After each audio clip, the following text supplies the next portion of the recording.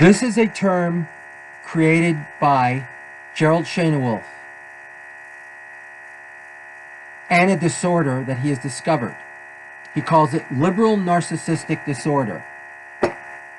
And here is his definition of liberal narcissistic disorder. Quote, a special kind of group narcissism in which members feel entitled because of their membership in a cause and feel empowered to demonize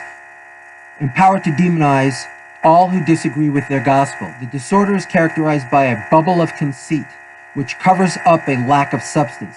Those with this disorder feel qualified to look down on and punish all unbelievers, including independents, moderate liberals, conservatives, Republicans, and others not in step with their version of liberalism. They use rationalization to justify punishment of opponents, claiming they are victims and therefore have the right to take action against detractors. Punishments include calling opponents names like sexist, racist, homophobe, and misogynist, forcing opponents to apologize if they say something politically incorrect, getting opponents fired from their jobs, rushing to judgment to prove others wrong and they are right, twisting the facts and digging up sometimes half-truths to smear an opponent. Other symptoms of this disorder is a complete inability to look at oneself objectively, a rage reaction if anybody doubts them, and a need, like the queen in the story Snow White, to always be right. Psychoanalytically speaking, they deny their own hate and project it onto their opponents. Together, those with this disorder are an out-of-control herd that runs over anybody in its way and will not listen to anyone who tries to stop them. Note, this kind of liberal has nothing to do with real liberals such as Abraham Lincoln, Robert F. Kennedy, Mother Teresa. And this is what I wrote. He sent this to me and I responded this way. You're close to the truth about liberals today, Gerald. What I don't understand is your attitude toward President Trump during the presidential election. I remember several posts where you seem to express the standard never Trump political ideology of that moment. But Trump is the person who will stop these pathological people from taking over the country and taking over the planet. They fear Trump. That's part of the reason they are going nuts in the streets.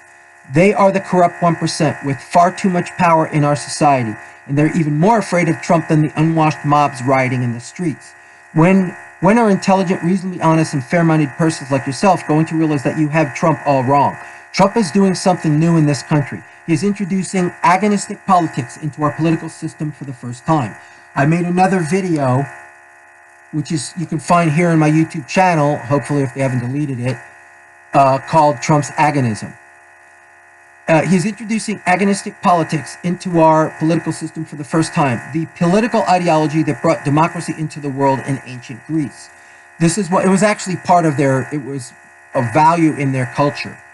This is why he seems to be insulting people for no reason when he really isn't. The very accurate distinction you made in your book, The Art of Hating, between objective and subjective hate would be a great tool for doing psychotherapy on this country as a whole. If anything, you should appreciate that Trump expresses his hate openly and objectively.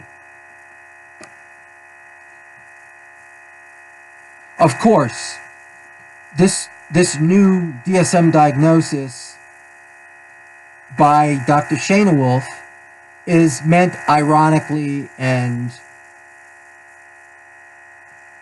metaphorically. He doesn't really believe these things. I mean, these cluster of syndromes exist, but it's not. You can't really call it a full-blown disorder. I mean, where would you put it in the DSM? You would have to put it as a kind of, it's not a full-blown disorder, right? In Schoenewolf's great book, his really excellent book,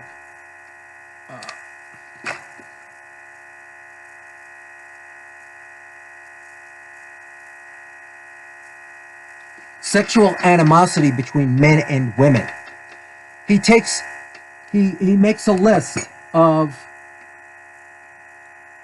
narcissistic traits that men exhibit and narcissistic traits that women show. And some of them cross over, you know, but some of them are unique to each sex. So under narcissistic personality disorder, Schoenewolf delineates passive narcissists, masochistic narcissists, big brain hysterics or masculine narcissists, and etc., etc. So this would not actually be a full-blown disorder. It would be a new variety under narcissistic personality disorder in the DSM about a specific area of political pathology known as disordered liberalism, which is narcissistic. So, you know, he meant it in jest, but we get the point. It's really important because everything he says in that definition, in that description, is very accurate. I don't see anything that anyone could disagree with who's honest and intelligent. Anyway, thank you.